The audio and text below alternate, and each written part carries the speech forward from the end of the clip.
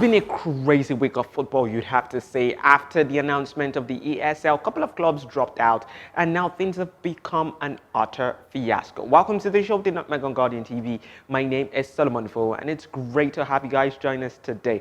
I hope you're keeping safe, social distancing, using your face mask, and if you're not subscribed to this YouTube channel, you should absolutely do that already. And if you're watching on Instagram or Facebook, make sure you like and you follow this page. Well, the ESL still has not stopped football from happening because we still have great fixtures happening this weekend. You have the Carabao Cup coming up on Sunday, and that's the game between Manchester City and Tottenham.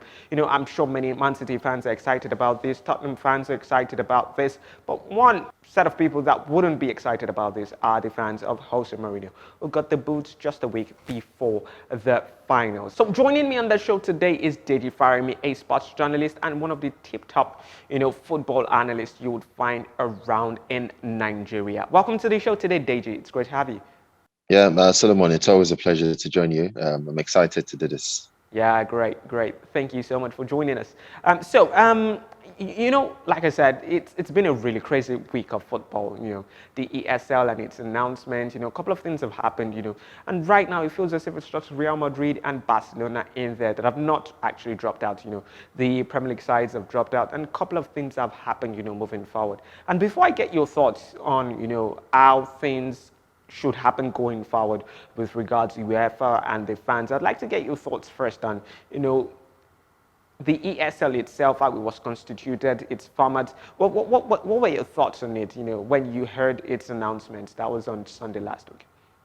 I think, for instance, you have to look back at Arsene Wenger. It was one of the early people or the earliest people to talk about the ESL and the fact that Europe's super clubs would need a super league. And for me, I've always been on the other side of the ESL. I know lots of people have been, oh, football is for the fans. Football should be fair. Teams should earn their place in competitions. I have a contrary thought to that. In fact, I'm in support of the ESL. And possibly the format is. I think they fast across the message, and Florentino Perez made reference to that as well. That they've passed across the message in a rather crude and improper way. But the idea of a super league, the idea of big clubs earning more, is something that we would have to come to reality with as far as football is concerned. Solomon, we have created a monster. Football is a monster now. We've created an idea of big clubs spending more, feeding this, I'll call it an addiction, that we call football today. Football is different. We've come a long way from the 90s, from the 80s. And back in the day, we had an idea of teams playing football for the sake of it, footballers playing the game for the sake of it. Now we have an idea of football clubs investing because they pay so much attention to the financial side of the game. So you see football clubs paying so much wages. You see football clubs buying massive players, signing massive contracts, investing even outside their home country, in Asia, in North America, in all these places. Now, in the early 2000s, how they would recoup this investment would be in Champions League money. Of course, because the league didn't pay as much. But now we are at a place where Champions League money isn't what it used to be. Champions League money isn't sustaining these big monsters anymore. Solomon, there has to be a solution.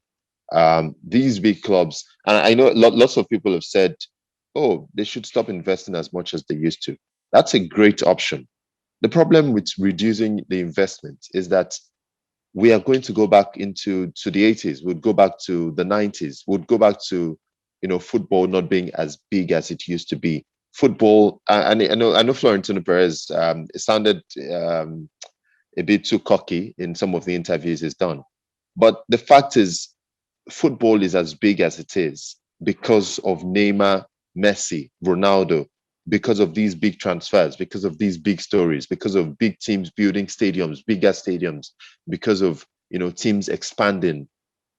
If we reduce the wages, if we reduce the transfer fees, if we reduce the spending and the investments, it means that football won't be as big as it used to be. Um, I don't know if the European Super League is the answer. I don't know if the format, I should say, is the answer. But here's one thing I stand by, and I've stood by all through these conversations. Big clubs need to make big money. If they're big and they invest, and the game is as big as it is because of their investments, then we have to create an opportunity for the biggest investors in this sport to make big money. And whatever format we can find to feed these guys, because they feed the sport. Whatever format we can find to feed these guys, then we need to. If we want to keep this entire buzz, this entire major market alive, then we have to. I think there has to be an option to feed these guys. Interesting thoughts there. And my next question would be, how do you think UEFA should handle things going forward, especially with this top club side? Do you think they should adopt the carrot approach or the stick approach, or a mix of both? And you know that there was an announcement that was meant to appease them to a certain extent, but UEFA really has to make a change, you would want to say, because you would see that this has set football on a sort of evolutionary stage. We are at a precipice and things have to change, at least with regards the way club football is structured in Europe. So how do you see, UEFA adjusting to, this move by the club sides and, things going forward? So right as we're having this conversation, there's a UEFA meeting going on as we speak, just to put that out there. And there would be some verdict and some resolutions coming off it. Um, I do think that for UEFA, they have to decide where they want to stand, all the way. UEFA understand how much these big clubs help them make big money. For UEFA to blossom as an organization, they need the big clubs. I was at a La Liga meeting, I think it was on Thursday, wasn't at the La Liga meeting on Thursday. And there was lots of talk around, would they sanction Real Madrid and Barcelona, that Atletico Madrid, would they, punish them for trying to break out to the European Super League? And Javier Tebas insisted that they won't have to punish them because the big clubs are also good for football. The reality of things is that the big clubs cannot be kicked out of the game. Um, there would be two ways to go, I think. I think, you can put in place certain mechanism to make sure that this kind of thing doesn't happen again. And I think some of these things had been in place. The big question would be, would you enforce these things? So, for instance, one of the things that we're supposed to stop, one of the things that was supposed to stop the idea of a European Super League was FFP, financial fair play rules, where teams didn't spend more than they made. But we've seen all through the years since the start of FFP that a lot of teams have bypassed it and still invested more than they've made. How many teams have gotten punished realistically? Some teams have had, one season out of the Champions League, 6 months banned from Europe. Some teams have gotten away with murder altogether. So the big question would be, how much can UEFA enforce these mechanisms if they put it in place? I do think, and maybe because I'm a realist, I don't think some of these things realistically you can stop it. I think we enjoy this monster. We enjoy this addiction. Football fans, football administrators, footballers. Because Solomon, let's get the reality of things. If you want to shut down massive investments, if you want to, scale everything down, it would mean that footballers will earn less. It would mean that there won't be as much investment outside their home countries for these big European clubs. There won't be as many big transfers. The stories around football would majorly center on what goes down on the pitch. And that may be good for, and I say this with all due respect, it may be good for the smaller teams or the smaller clubs of today, because, they don't really do much outside the pitch anyway. But what it then means is that the buzz that comes from TV money, the buzz that comes from the game being as big as it is, doesn't happen as much anymore. And obviously, it trickles down to the small clubs. So we may go to an era of the likes of Real Madrid. We're seeing it even now, but we'll see it even more. of the big teams missing out of the Champions League, missing out of the Europa League, maybe big teams even getting relegated with all that fan base, with all that buzz, with everything. So I think UEFA should realize that. And you look at the recent format that's been approved to start in 2024. I think this was one of the steps towards quotes appeasing these clubs, because one of the resolutions or one of the agreements from that new format would be that the fifth biggest league in Europe, in terms of the UEFA coefficients, will now have four automatic representatives, as opposed to two automatic and then one qualifying. And then another thing was two big clubs in terms of their coefficients who did not qualify for the Champions League in the previous season going into the Champions League. So these guys at UEFA realized the need to keep the big clubs happy because the big clubs make the big money. There are lots of average and smaller clubs that don't increase the equity, if I'd put it that way, of football. And they're just there. And, I say this with all due respect again, but the reality is lots of clubs aren't investing in football and are not increasing the brand that is football. But these big clubs are doing that. They are, bringing more fans to the game. They are creating more stories in the game. They are, making sure that the game is alive in terms of the financial and the brand, visibility. So you can't kick out these guys. You've got to keep these guys happy. And for me, if you're going to keep them happy, why not go all the way? Why stay right in the middle? You don't want to kick them out. You don't want to punish them. You want to make them happy. But then in the same breath, you are going against some of the ideas that can make them happy. I don't think UEFA are clean in this. I think UEFA understand the reality of things, but are trying to stay right in the middle. I don't think middle way works because for me, it's just a lot of hypocrisy at declaring losses. It doesn't make any sense to me. Whether it's a closed up league or it's an open league, I don't think an open league is better. I think other clubs should be given a chance to step up and scale up. And, it's one of the things I didn't agree with the Super League for. But for me, the general idea that the biggest investors in the sport should make the biggest money remains. If you want to make more money in football, invest more. If you want to, be as big as the Real Madrid and the Juventus, put more on the line, take more risks. These guys take a lot of risks. Look at the new stadium Real Madrid are building. Look at the buzz it can create. Look at the stories it would create. Look at the massive following it can create. If they put that on the line, then give them a chance to make more money. Just give them a chance. Make it open to them.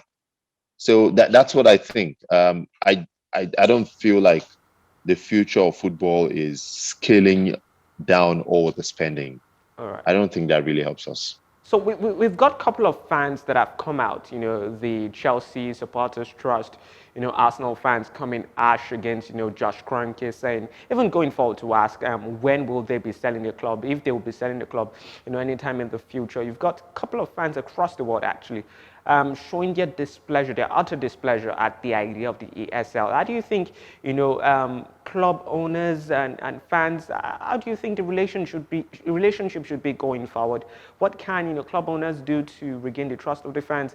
And how do you think the fans' position or their place should be, going forward with regards the clubs? Okay, so again, I'll stick to what I think is the reality of things. If these owners sell, they are not going to sell to some guy who comes out of nowhere who doesn't have money. If the big Premier League owners sell their clubs, they're going to sell to some other bigger guy who has a lot of money, who's going to be investing a lot in terms of buying the club out, and who is a monster who's thinking about money, or they're monsters who are thinking about money.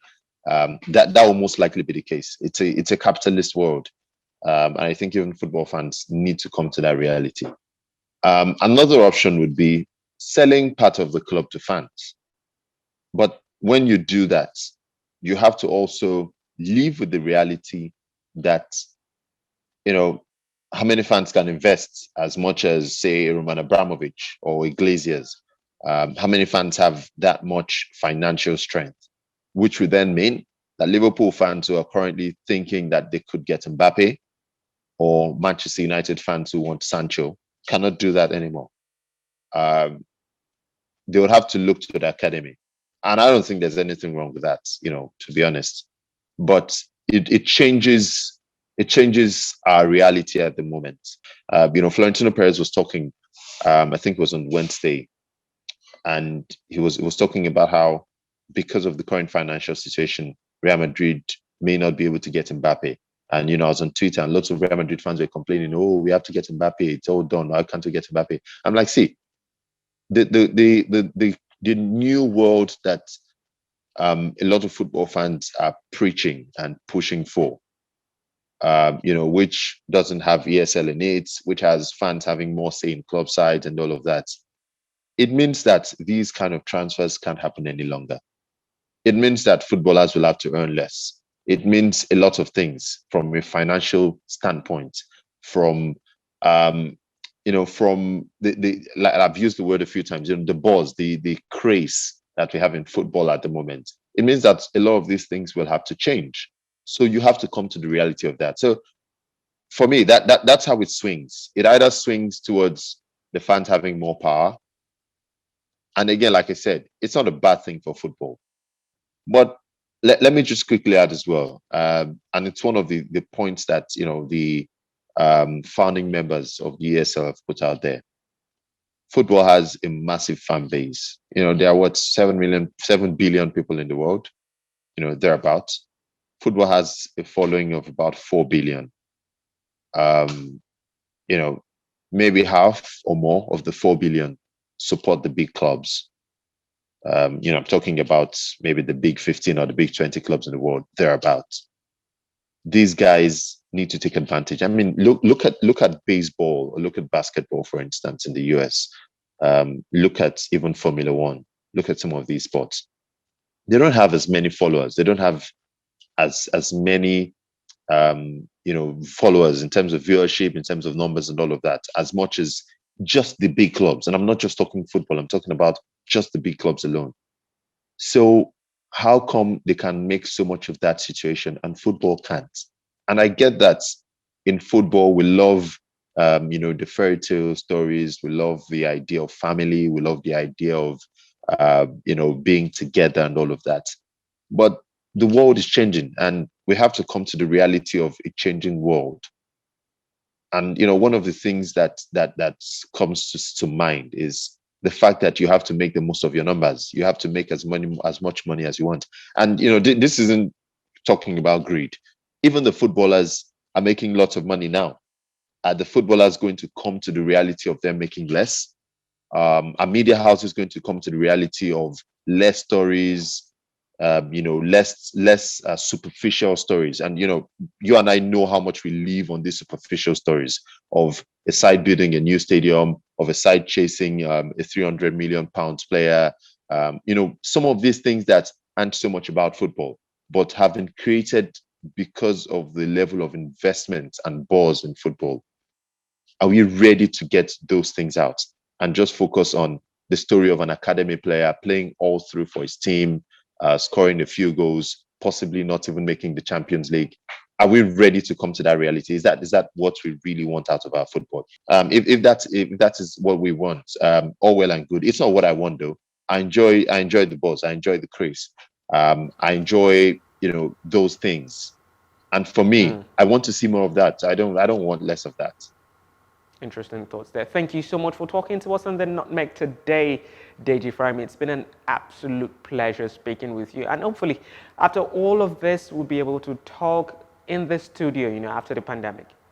Yeah, a huge pleasure, man. Thank you so much. Yeah, thank you.